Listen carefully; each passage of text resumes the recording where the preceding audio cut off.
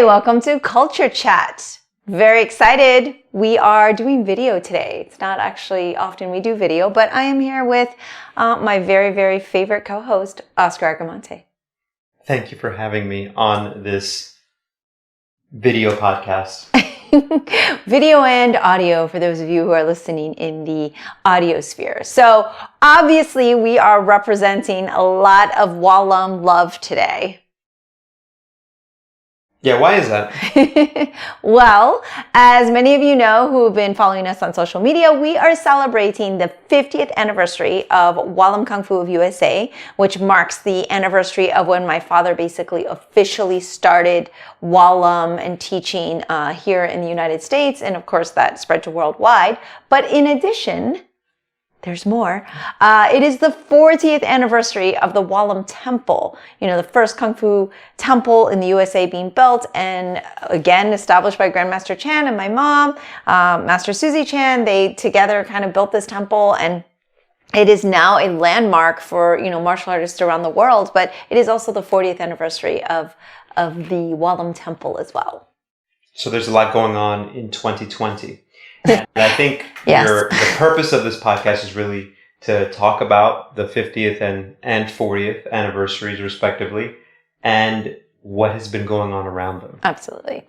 Yeah, so obviously this year was a bit of a bummer because we are all suffering together. We are all struggling together, some more than others, but definitely COVID-19 hit in March earlier than March, but officially in the US, and it has definitively put a damper on a lot of really special events for a lot of people, but specifically for Wah Lum, we should have been celebrating in Boston in May with a show and a banquet and just a celebration of all of the Wah Lum family up there and around the world coming together to just kind of honor my father and my mom and their accomplishments, and just kind of have this really big celebration. And of course that was put on hold. We're like, we don't know what's going on.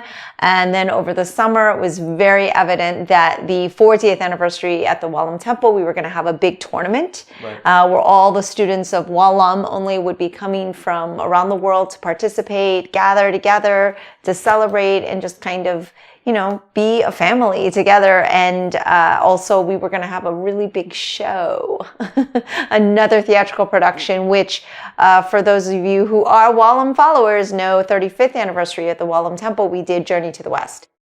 Which was very exciting. So a lot of things didn't happen the way that they were planned, or Right. they were supposed to go. And so because this is for posterity, be honest. How do you feel?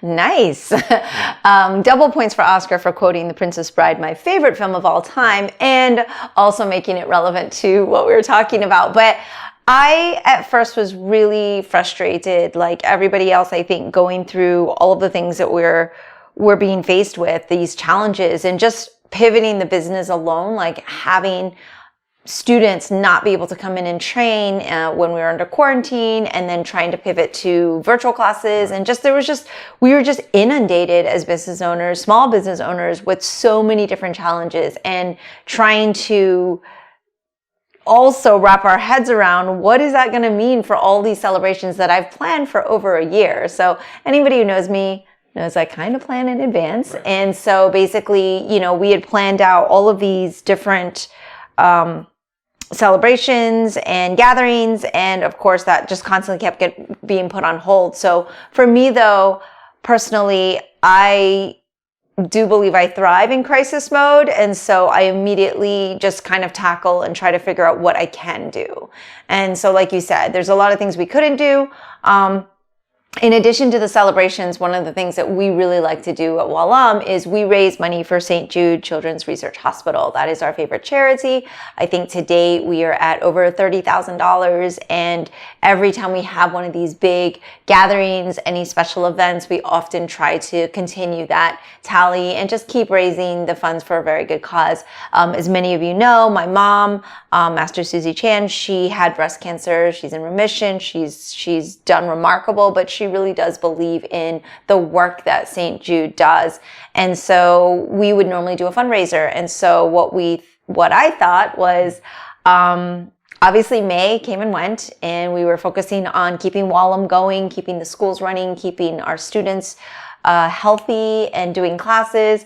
And then I thought it was just such a downer for my dad to not have had these celebrations after having worked so hard and had put in his entire life, basically. And this was really going to be one of the pinnacles of that celebration of all the achievements that he's done in terms of bringing Chinese martial arts to the world, specifically America.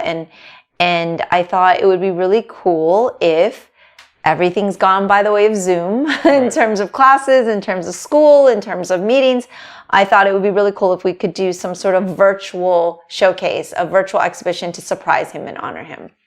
Right. And so I guess there's always a positive or the silver lining, and that is that we have the technology that allows us to then move forward, right? Not just with the business, but also with the celebrations of the 50th anniversary. This wouldn't have been possible if we were on lockdown 10, 15 years ago. Yeah, right? Definitely not. Definitely not. Just the communication alone with coordinating amongst other schools, but also collaboration, and then the technology in terms of how accessible video cameras are and how accessible and easy it is to kind of be able to make a quality film. I mean, I did make a film of about 8 or 9 years ago now already, and that was a challenge in itself. I feel like I've learned a lot from then, and I was able to apply a lot of that knowledge to this project that I've taken on, but it was still a lot more than I anticipated. All right, so let's talk about then the project that is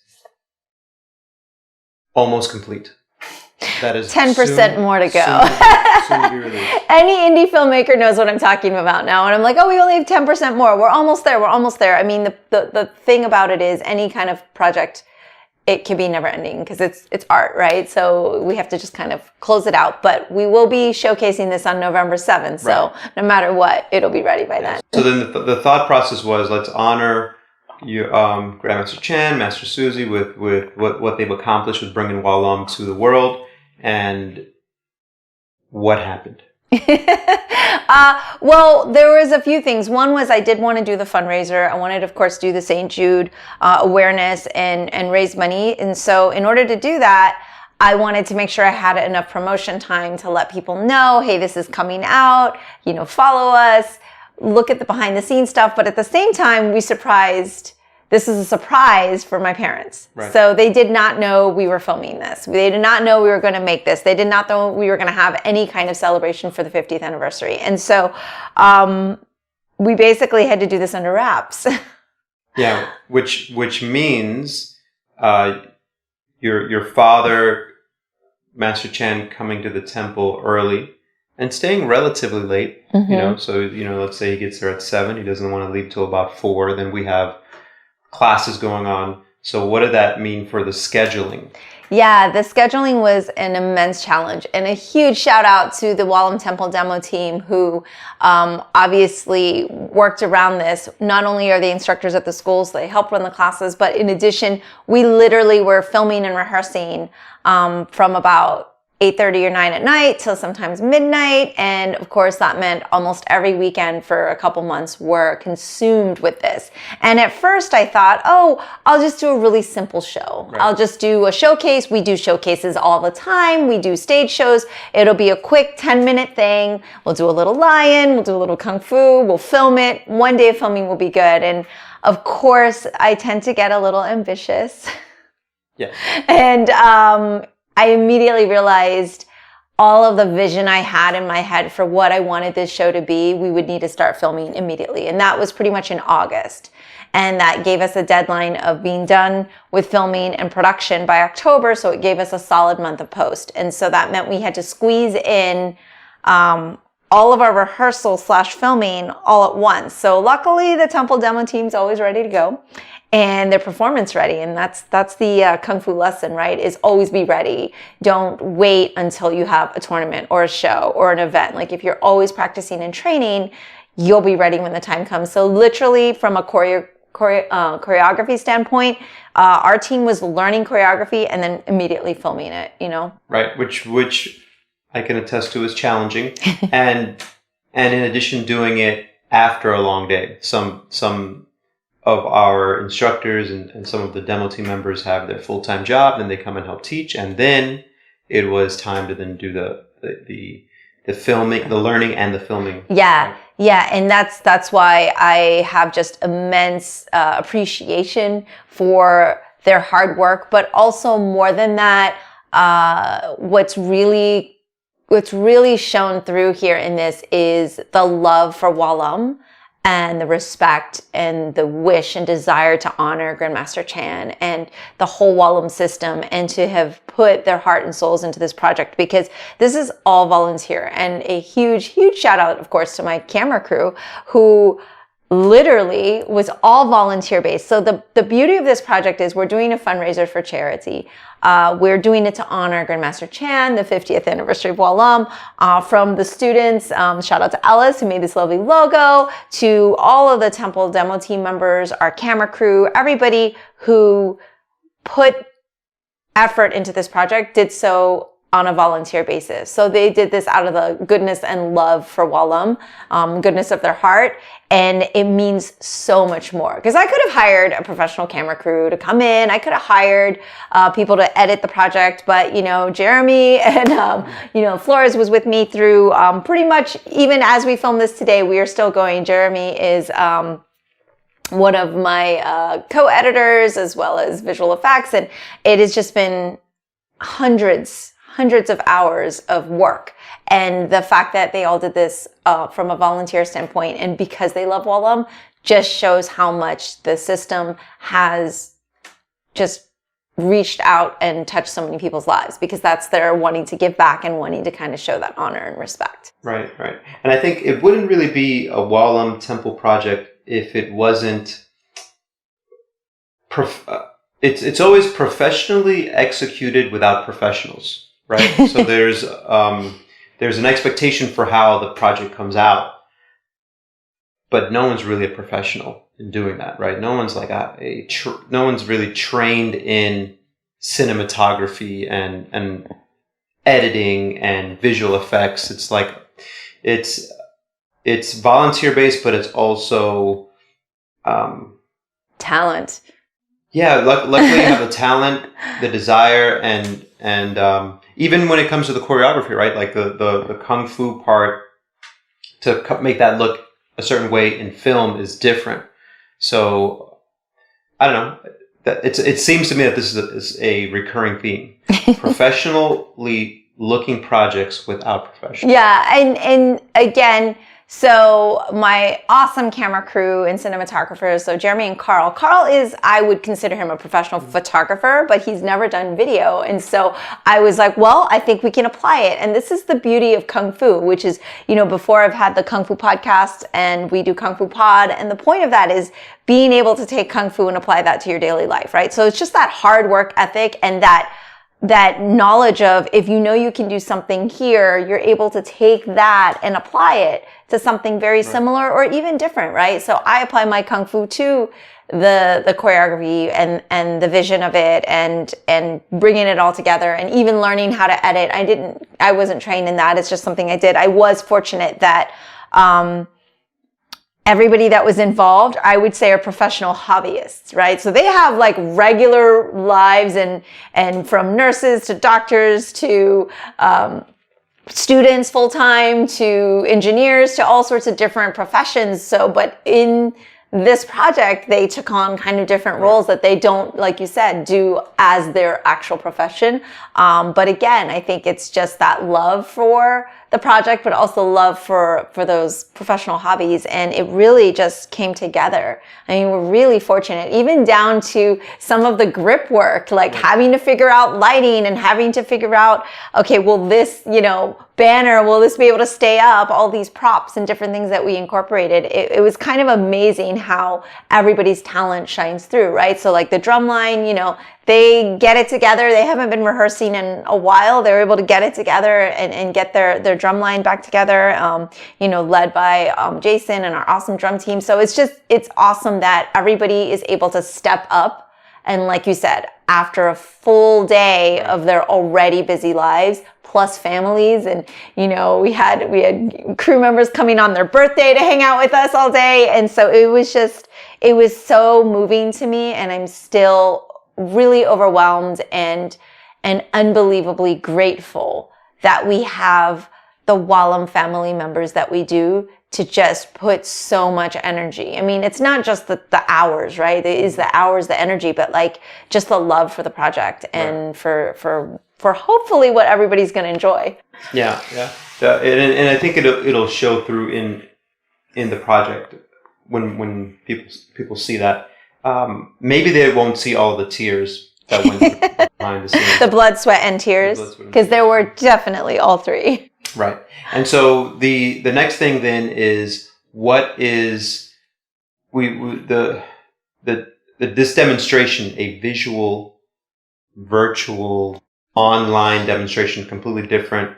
What would be your expectations? Like this happens, Mimi's happy. What is that? Oh man, that's pretty tough, as being married to me, that as soon as one thing ends, I'm immediately like striving for that next one. So today I'll be really happy when we close the project out, we upload it, we're ready for the world premiere. We can share that link with everyone. By the time this podcast is released, that world premiere link will be available right here for you to click on and just count down with us, because it'll be about 4 days out to the performance time.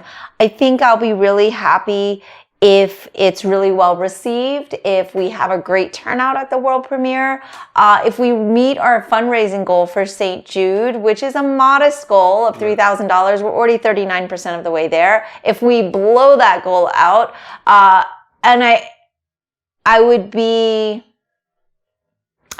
be lying if by next weekend, well, by the time this is out, so this is going to be out on a Tuesday, so by this weekend, if we are all just a little kinder to one another, because, the election will be over regardless of what happens, I think we have something positive to watch on Saturday. I think we have something motivating and inspiring that stemmed from the seed that was planted by someone who literally had to swim here, had to escape a communist regime, had to go through so many perils and challenges in life, from discrimination to poverty, to live out what is the American dream, and to have that immigrant experience, and knowing that what we're all going to enjoy from an artistic standpoint comes from that place of hardship, and that it's meant to be something that's inspiring and beautiful.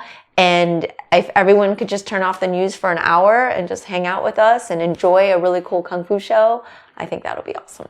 Okay. So that small feat, right? pretty simple and straightforward. So this is premiering November 7th. Yes. And 2 p.m. Eastern Standard Time, or Eastern, Standard Time. And so there's a show part, and then what else is going to be? What else is happening? Yeah, so anybody who donates to St. Jude Children's Research Hospital through our special link will be getting a secret access to a round table where myself, I believe you're moderating, and a bunch of Wah Lum Sifus from around the world want to kind of come together and just discuss not necessarily the history of Wah Lum, but what it's kind of meant to them, impressions of Grandmaster Chan, things that they've, anecdotes and things that they've had through these 50 years of history. And they're just going to really get to kind of come along board, ask questions.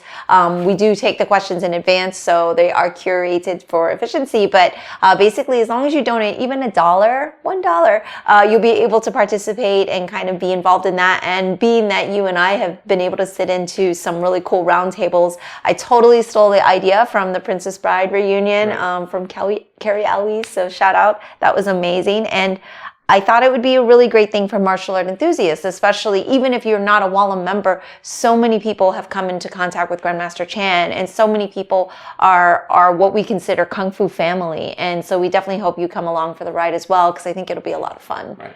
So this is, again, just a different opportunity to present and to celebrate 50 years of Wah Lum. Yeah. And there's a lot of people who say, 2020, this year sucks, but I'm not really a big believer in saying that, because there's that philosophy of, okay, these are the things that have happened. It's how do you react to it, right?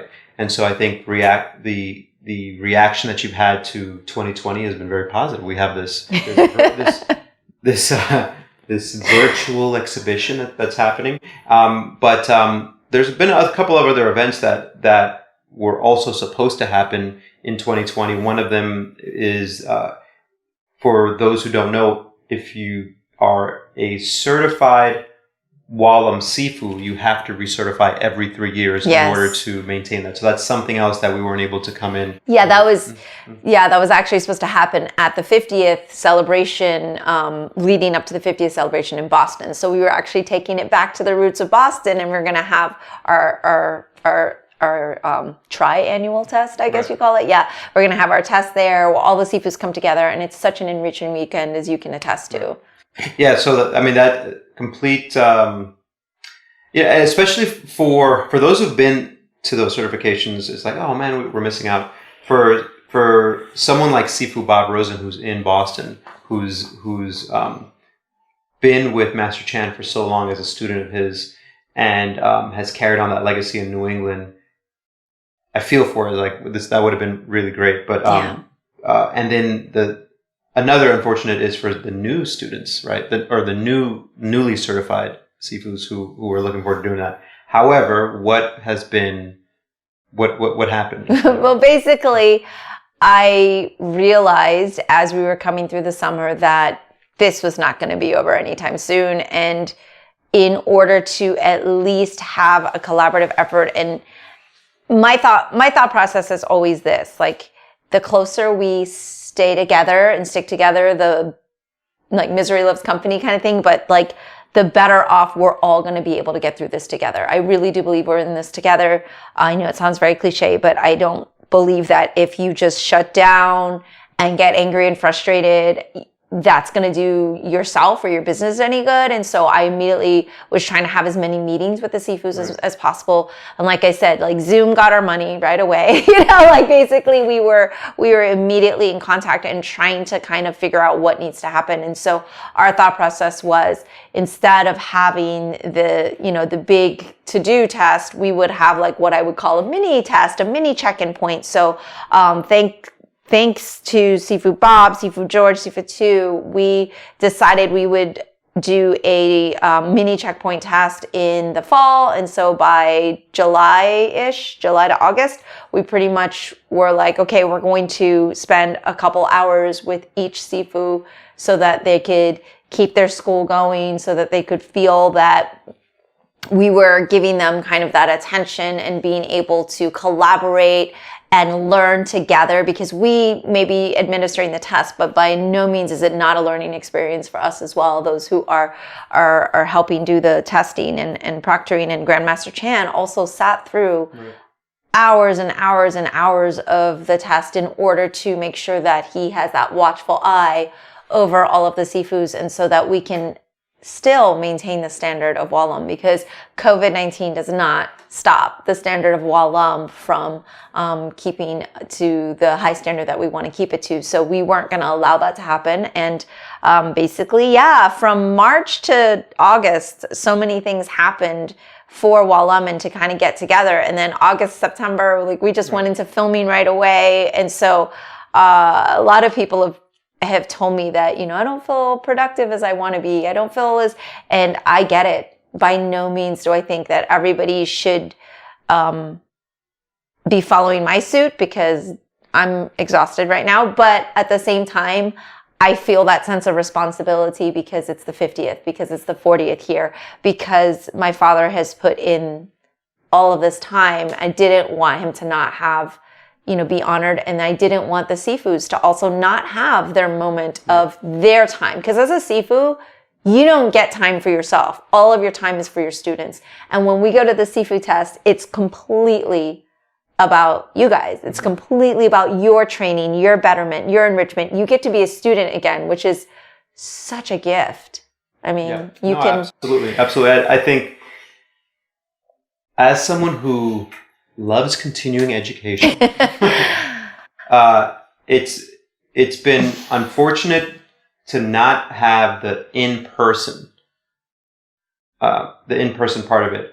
But we've been inundated with the potential and the opportunity for online, for communication online. So that is definitely a positive. And I think being able to sit in and see some of those online tests from the sidelines, on both sides there was a high level of satisfaction, right, and appreciation. So I think that was, from my opinion, a success. So we have the certification for recertifications for 2020. We had the 40th anniversary of Wah Lum, and we have the 50th anniversary of the Wah Lum Temple and the 50th anniversary of Wah Lum. So for the 40th anniversary of the Wah Lum, since this is where we're at of the temple,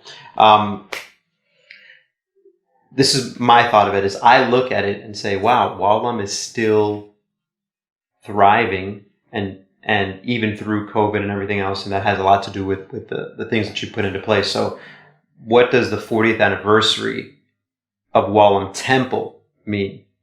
I look at it and go, wow, since every time I drive in, and we call it the Wah Lum campus, the Wah Lum compound, and I feel a huge sense of pride.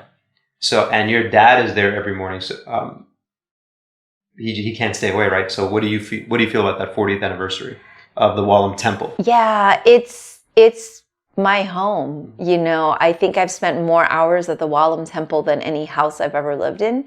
And that's kind of following suit from my father, I think, but also it's where I remember growing up. So my fondest memories of just being a child is usually at the temple. It's not really school-based. I don't actually think about, oh, I was on the playground with so-and-so. Like usually it was running around the temple with whatever students were hanging out and doing Kung Fu events and Chinese New Year. And so the sense of pride I have that I have been privileged to continue this tradition and to take that ball and just keep running with it. The one that literally, my father ran and kicked really, really far, and I'm just trying to keep it going, It's just such a privilege, and it's amazing to see, even through such a challenging and debilitating time for so many people, what the hardships they're having, how many new students we still have signing up, how many people are still interested in their health, their well-being. I think even more now than ever going, I need to do something for me. Here's something I've always wanted to do, or I know I need to take care of my health right now. My immune system is, at risk. And we're so fortunate at the temple that this sounds horrible, but like we're practically set up for a COVID-19 training system where you have mostly outdoor training.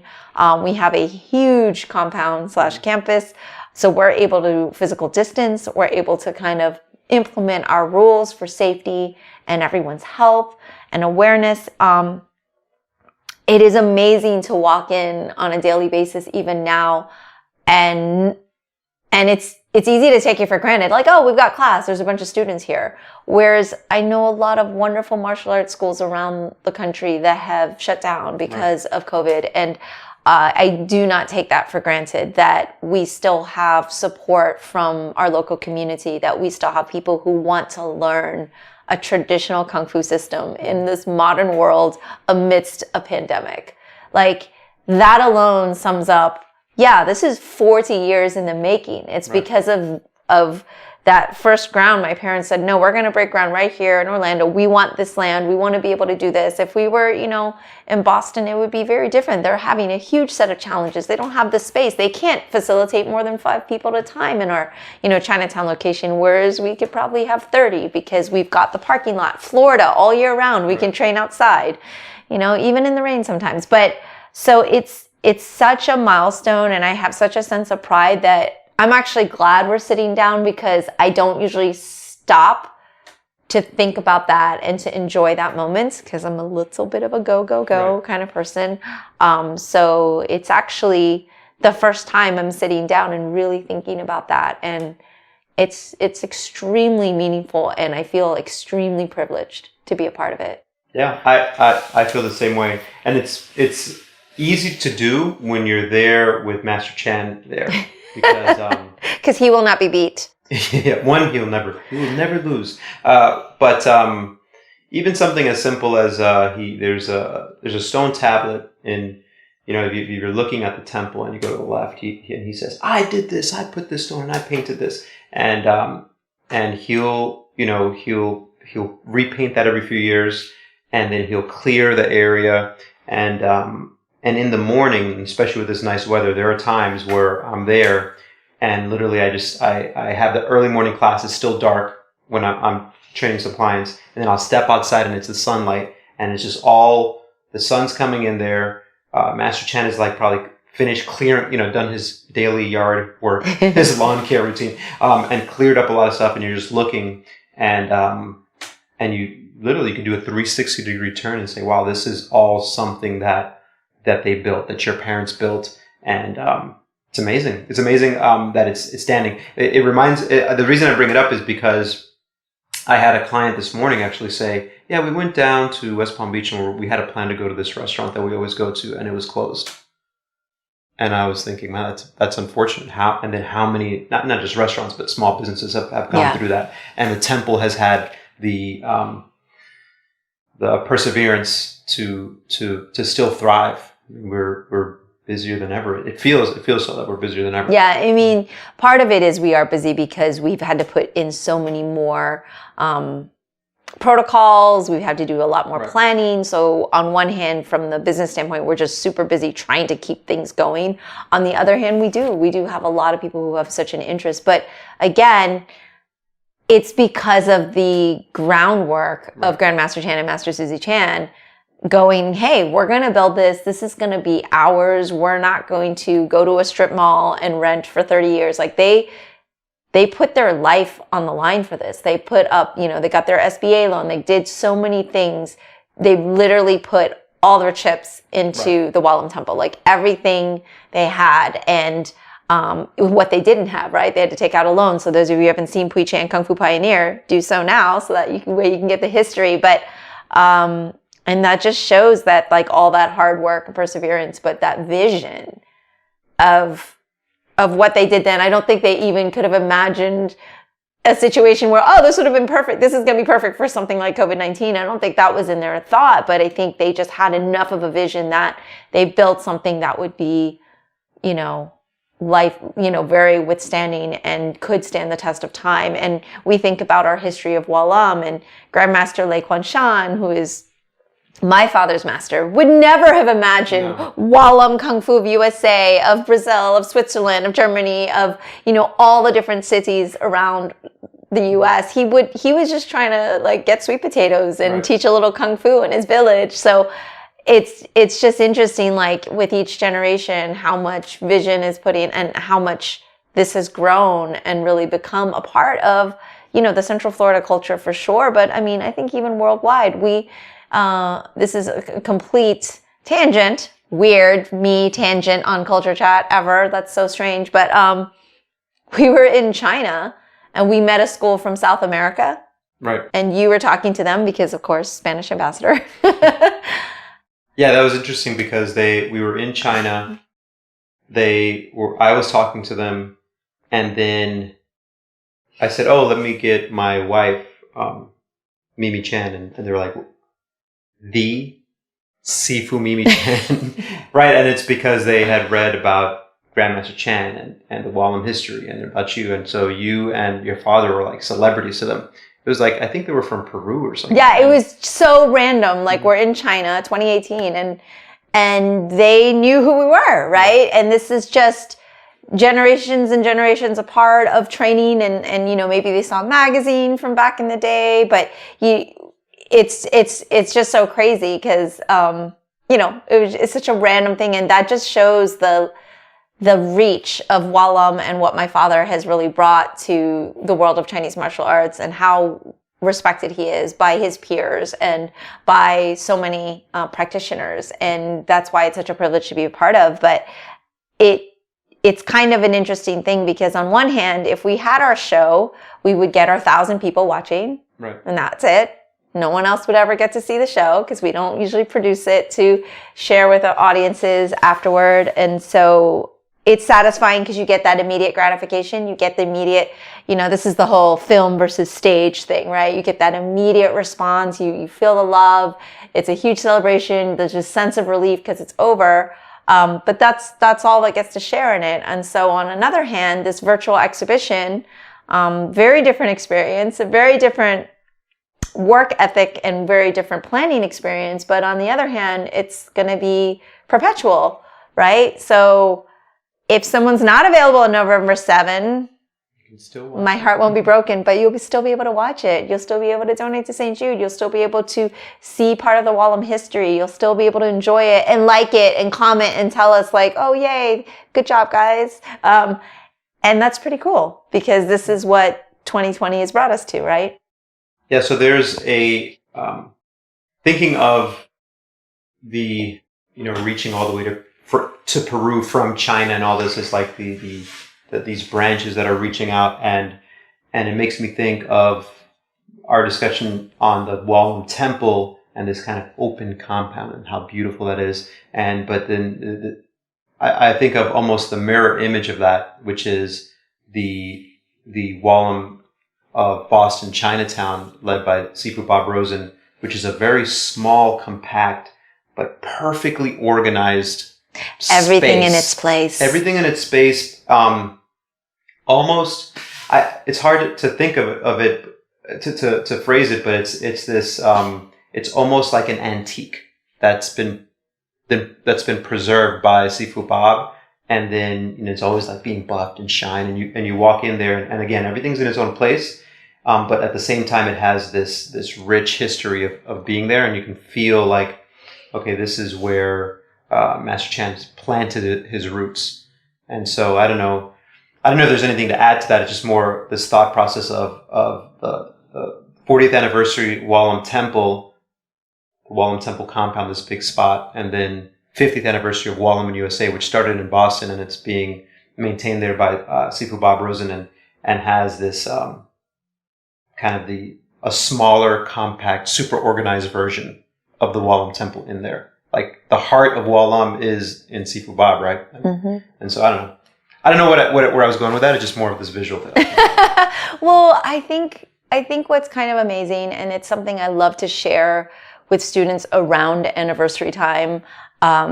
You know, of course, we're representing our 50th anniversary stuff because it's beautiful and it's artistic. It's what we're doing. I have my book here, so I do have the logo. But the Wah Lum logo is on our t-shirts, right? And so this is what we see when we do class. Like everybody wears the same shirt, and Wah Lum schools around the world, around class time, whether it's a morning class or night class, of course, when you cross time zones, it changes. But the coolest thing is it's almost as if like you could just listen and you hear Baisan, and there's a ton of other Wah Lum family members doing exactly what you're doing. They're lining up. There's incense that are lit. We bow in to start the class and honor the ancestors and take a moment for ourselves to say, okay, we're living in this tradition and we're respecting. And then we all yibe, we hoima, and then it's on, right? Like, and we all are doing that. We're wearing the same Wah Lum logo. We've got this representation. We're connected, and we all are experiencing that together across time zones, across the oceans. And that's very unique. There are a lot of amazing martial systems out there for sure, but there is something very unique and specific about the Wah Lum system that my father has honed and really taken and systemized, because of course, like I said, my grandmaster, he was just trying to, get into his next bowl of rice. He was a bodyguard. This was a like by the living type of thing. He didn't imagine that there would be schools upon schools and generations of learning, right? This is something specific to Grandmaster Chan and what he's brought to the world of martial arts, but the world of Wah Lum Kung Fu specifically. So I always kind of get a little bit of the chills. And my favorite part of the exhibition that we would have had on stage is where we have a few members from every school and they do Wah Lum First Form together. Right. And that just kind of shows it doesn't matter where you are. If you're a Wah Lum member, you're able to perform together in a collaborative effort with pretty much no rehearsal. In 2015, we showed that when we did Journey to the West. Like, that whole performance was a collaborative effort across oceans, and we were able to do it with a 1-hour rehearsal. And it was like completely insane.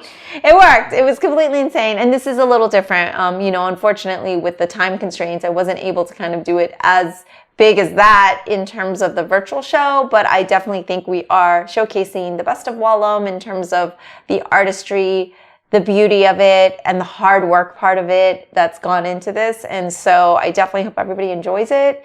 And of course, we have our 50th anniversary book. Right. So let's start kind of wrapping up with a recap of all the things that are available to you, dear listener and viewer, of that's coming up. We have in November 7th, the 50th anniversary show online at 2 p.m.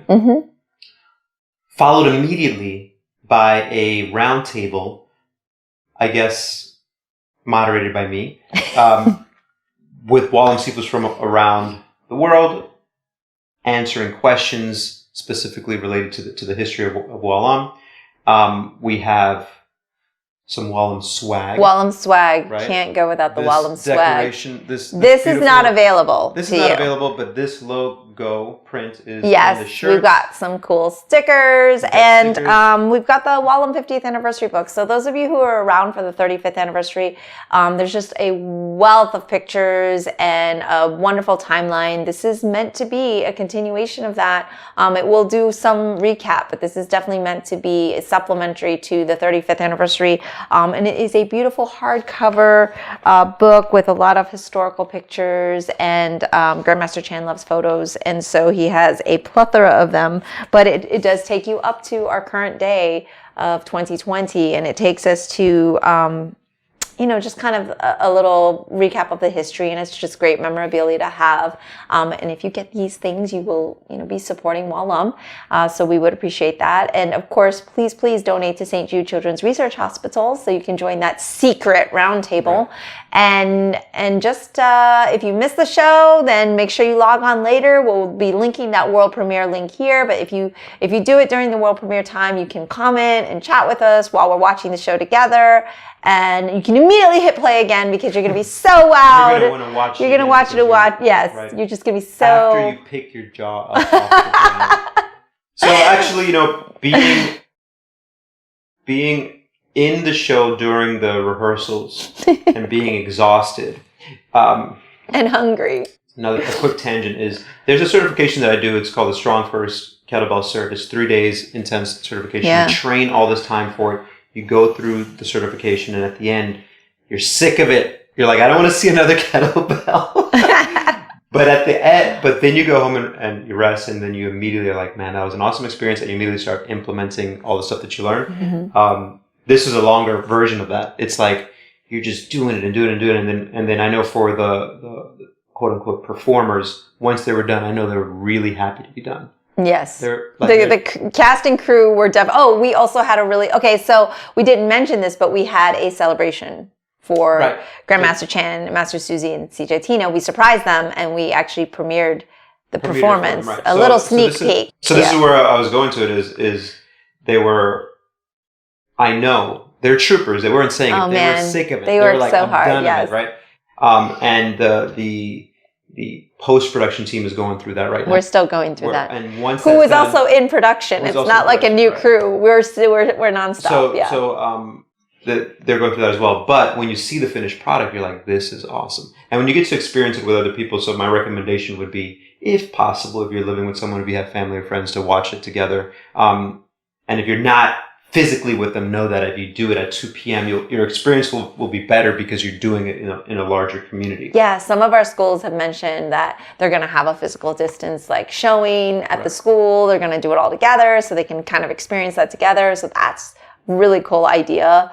I think our Melbourne school is doing that. So I heard that was happening. I thought that was really neat, and I think that's great. And but yeah, it's definitely meant to be enjoyed and shared. So I guess my last thing is themes that I've heard a lot is gratitude, love, respect, coming together, and really none of this would have been possible without the people who came before, right? Your father, Master Chan, has said in speeches before, I'm really proud, but I also know that I never did this alone. I always had help. Like we always had people either that we are standing on their shoulders, right, from the work that they've done before, or we're all like kind of holding hands together and doing it together. And so this is maybe the theme that you could think about for the 2020 show and 50th anniversary, 40th anniversary of the temple, the book, all this is that even though you are kind of mastermind behind all of this, you're not a stable genius. That's a quick jab. I couldn't help myself. That you are admitting that this is something that is a collaborative effort, right? Even though, the spark of things start, you have to work with other people, right? You absolutely have to work with other people, which is why throughout the podcast, I've been telling everybody, like my casting crew, kudos to them. I am easy to work with in the fact that I give very clear and concise direction, and my desires are known. But it is not easy to, like you said, make me happy. And so I'm a bit of a perfectionist. And so I definitely could not have done it without my casting crew. Obviously, it would be a very boring show if it were just me. But the collaborative effort part is by far a lot more enjoyable as well. Like watching the show with everybody at the theater and experiencing that together, and knowing we all had our blood, sweat, and tears together, and this cheering and looking at the screen saying, wow, it's done. Like that's far more gratifying anyway. Like why do something for yourself by yourself, right? It's so much more meaningful to have a collaborative effort. So it was definitively a collaborative effort, but and again, from just pure love and honor by my casting crew. And so huge kudos to them. And I know Grandmaster Chan and Master Suzy and CJ Tina, they were thrilled with the surprise. They got to see the show. They were so excited. They were overwhelmed. They're still talking about it. So they really haven't got to see it again. Even the cast and crew, they got to kind of get that one viewing, but I feel like they wanted to see it. Like if I had said, hey, you want to play it again? I think everyone would have said yes, because you just want to be able to kind of see each thing, right? And so it's absolutely a collaboration. Couldn't do it without you, keeping me sane. Right. Here to clean dishes and bathrooms anytime that's needed. Both very essential things. Very, very essential. So, yeah. You're an essential worker. It's great. So that's all I've got. All right. Well, thank you for joining us. And please mark your calendar this Saturday, November 7, 2 p.m. Eastern Standard Time. World premiere on YouTube, Wah Lum Films. The link will be here. Like it and share it. Please keep following us on social media. That way you can kind of hear about all the good stuff. We were posting a lot of cool behind the scenes stuff. And thank you so much. This was a lot of fun, Oscar. Likewise. It was my pleasure. All right. And until next time, everyone. Bye. Bye.